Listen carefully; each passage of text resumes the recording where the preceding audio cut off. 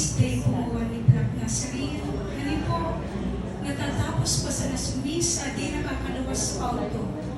Kaya nag-inguan na akong makaabot, isip ko nagpupuon na. Si Pido ay binabalikan po sa regalo tanaka.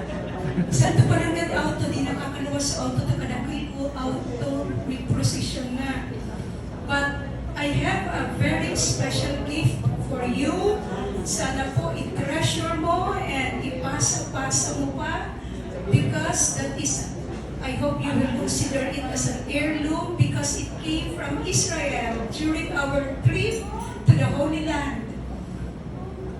Ang mga list of treasures, please, Kuya, ang sinasabi ni Ate Cadet. My present, our present to you from the 3 R's, from Resty, Rima, and Ruth, and of course from Pidoy, Biboy, BJ, and Paulo, is a mirror with a verse encrypted from the Bible that we are all created in the image and likeness of God, bordered by a wood from Israel.